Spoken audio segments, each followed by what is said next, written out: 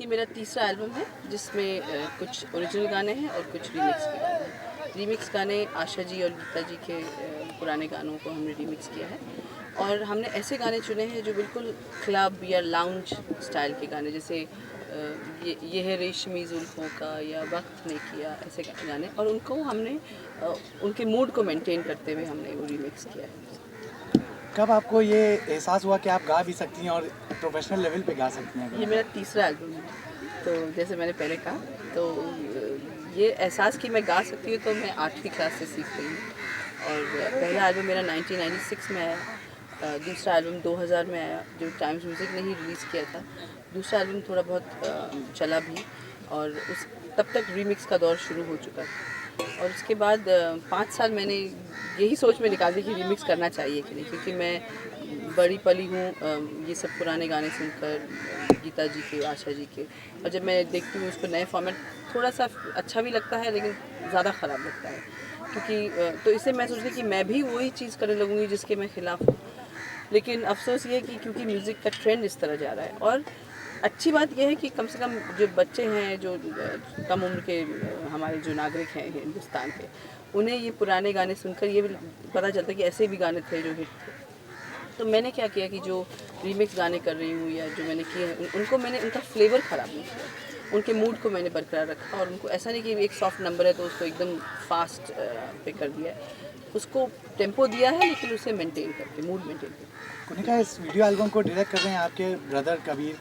तो कबीर ने आपको अप्रोच किया था क्या एल्बम के लिए, कि आपने कबीर को नहीं, मैंने अप्रोच किया था, क्योंकि जब मेरे घर में ही 2 डायरेक्टर हैं, एक कबीर हैं और एक दीपक तिजोरी, मेरे बहनों ही हैं, तो मुझे लगता है कि मुझे टेंशन करने की ज़रूरत नहीं, क्योंकि वो दोनों फिल्में डायरेक्ट कर चुके हैं, फिल्मों में गाने भी उनके मतलब अच्छे आए हैं। तो आई थॉट, मैंने टाइम्स म्यूज़िक से पूछा कि भाई do you mind if I let my brother and brother in law direct the 2, because इसमें 2 वीडियो बनने वाले। They said we have no objections, and when they are doing it for me and at a price which I can afford, why shouldn't I get them?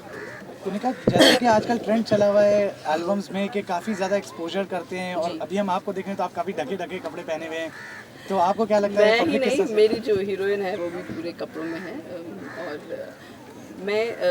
18 साल से जो मैंने film industry में जो भी नाम कमाया, जो दर्शकों ने मुझे प्यार दिया है, मुझे लगता है कि मेरी एक रिस्पॉन्सिबिलिटी है, और वो रिस्पॉन्सिबिलिटी ये है कि कम से कम मैं कोई भी काम करूँ तो हट कर करूँ, अलग से करूँ। टेलीविज़न सीरियल्स भी मैं करती हूँ तो मैं वही काम करती हूँ जो मुझे लगता है कि रोल सचमुच अच्छा हो, ऐसे कोई भी रोल या कोई भी किरदार मैं नहीं उठा लेती। तो हमने ये कोशिश की है कि हमारे इस एल्बम में हम डिसेंटली और एक क्लासी तरीके से सेंशुअसनेस दिखाएं, ना कि एकदम bare and dare kind of. आपको क्या लगता है कि पब्लिक इस चीज़ को किस तरह से रिएक्ट करेगी, मतलब क्योंकि आजकल इतना ज़्यादा ट्रेंड है, वल्गैरिटी भी है वीडियोस में, वो हिट भी होते हैं गाने, तो उस बारे में आपके कुछ व्यूज़ हैं? गाने ज़रूर हिट होते हैं, और मतलब अच्छा भी लगता है कि अच्छे नए नए सिंगर्स इतने उभर कर आ रहे हैं, रोज़ नई आवाज़ें सुनाई दे रही हैं, लेकिन उनका शेल्फ़ लाइफ कितना लंबा है, इसका शेल्फ़ लाइफ कितना लंबा होगा, आई कांट से। मैं सिर्फ हमेशा की तरह, जैसे हर काम में मैं अपनी लगन और अपनी पूरी ईमानदारी से काम करती हूँ, इस तरह मैं ये एल्बम भी वही उसी तरह ईमानदारी और लगन के साथ कर रही हूँ। कुनिका, साउंड ट्रैक के लिहाज से ये एल्बम दूसरे एल्बम से कितना फ़र्क है, कितना डिफरेंट है? इससे पहले वाला जो एल्बम था उसमें मैंने सारे रंग भरे थे अपने कल्चर के, जैसे पंजाब का एक गाना था, उसमें यूपी का फ्लेवर का एक गाना था, उसमें इंस्ट्रूमेंट्स भी हमने उसी तरह के इस्तेमाल किए। इसमें जो ओरिजिनल गाने हैं,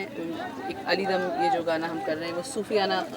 कलाम के हिसाब से, मतलब not on a very high level but level जिसमें लोग समझ भी सकें उसे, बिकॉज वैसे तो मैं आबिदा परवीन जी की बहुत बड़ी फ़ैन हूँ, सबसे अच्छा सूफियाना कलाम उनका है मेरे हिसाब से, तो उस लेवल पर नहीं है ये गाना, लेकिन हो सके 10 साल बाद मैं उस लेवल तक पहुँचूँ। ये गाने जो है, क्योंकि रीमिक्स है तो वो तो फिल्मी अंदाज़ है उनका, और जो बाकी जो ओरिजिनल है वो सब सॉफ्ट एकदम मेलोडियस गाने, because I believe melody, ultimately melody ही जीतती है। ये जो हम तामसिक डिश डैश पिक पैक जो डालते हैं ना, वो ज़्यादा देर तक कोई इंसान सुन भी नहीं सकता, और वो नाइट क्लब जिसको में चलते हैं, आप किसी लंबे ड्राइव पे जा रहे हो या आप अपनी सुकून से कोई म्यूज़िक सुनना चाहते हो, क्योंकि मैंने गायकी पर भी बहुत ध्यान दिया है, इस पर बहुत ध्यान से हमने रिकॉर्डिंग की है, और हमने कोई टेक्नो इस्तेमाल नहीं किया, हमने गायकी पर मेहनत की है, तो देखिए क्या होता है। कोनिका विजुअली ये गाना दूसरे गाना कुछ नया करना चाहा है इस बिल्कुल बिल्कुल, विजुअली बहुत ही अलग है। इसमें एक कहानी है, इसमें एक थीम है। तो ये गाने में विजुअली, और दूसरा जो एल्बम जो मतलब वीडियो होगा, जो इस एल्बम का दूसरा वीडियो जो रीमिक्स का है, वो भी बहुत उसमें भी एक कहानी होगी। ऐसा ही नहीं कि कहीं से भी शॉर्ट्स कहीं पर भी डाल दिया सर। कोनिका दूसरे गाने में आप कह रही हैं कि इसी तरह का होगा, तो उसमें नहीं, आप दूसरा गाना रीमिक्स होगा, लेकिन क्लब सॉन्ग होगा। तो आप लोगों ने कितने क्लब सॉन्ग सुने हैं, अजीब दास्तां है ये, और लेकिन there will be a sensuousness in that also. उसके वीडियो में आपने क्या डिसाइड करा है कि आप खुद ही फीचर करेंगे किसी हाँ, सेलिब्रिटी उसमें भी मैं ही होंगी, और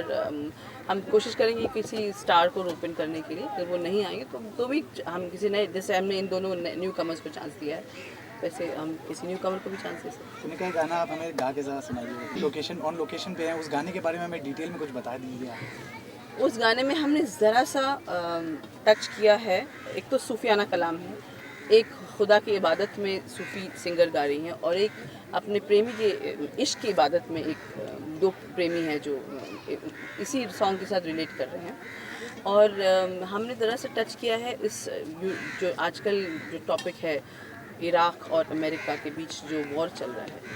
हम उनके प्रिंसिपल्स पर नहीं बात कर रहे हैं कि भाई किस लिए वॉर हो रहा है, सही है गलत है, वो नहीं। लेकिन एक वॉर में या एक युद्ध में सबसे पहले जो ख़ात्मा होता है वो इश्क का होता है,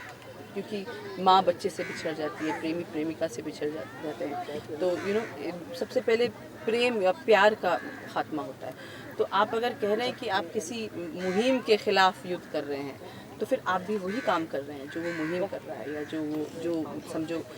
टेररिस्ट अगर टेरर फैला रहे, तो आप भी टेरर ही फैला रहे हैं। तो जो चीज़ें बातों से, जो समझौते से जो बातें हो सकती हैं, वो लड़ाई से नहीं हो सकती। किस तरह से? मैं एक बहुत सोशली मतलब जागरूक इंसान हूँ, बहुत अपने देश, अपने एनवायरनमेंट, अपने दुनिया,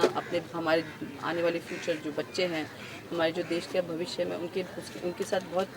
I am very all the time thinking about कि हम ऐसी क्या चीज़ कर सकते हैं जिससे हमारे आने वाली देश की जो नागरिक हैं सुखी हो, या हमारी पूरी दुनिया जो है वो एकदम एक हारमोनी में जिए। मैं अपने बच्चे को कभी, मेरा 6 साल का बेटा है, मैं उसे कभी ये नहीं सिखाती कि ये देश तुम्हारा है या ये देश है। मैं ये कहती हूँ ज़रूर हूँ कि अपने देश के लिए you must be proud of your nation, of your country. लेकिन मैंने उसको ये एहसास दिलाया कि this whole world is a universal global village and we all are citizens of it, ताकि किसी जात या किसी धर्म या किसी देश से उनके साथ कोई दुश्मनी ना हो। और मैं समझती हूँ कि मेरा सपना ये है कि मरने से पहले मैं ये देख के जाऊँ कि हमको किसी भी देश में जाने के लिए पासपोर्ट की ज़रूरत ना पड़े। और वो तभी होगा जब हमको इनसिक्योरिटी नहीं होगी अपने देश में कि भाई कोई आके लूटेगा या और वो तभी होगा जब प्यार हर जगह बरकरार रहेगा। Thank you so much Konika for talking to us.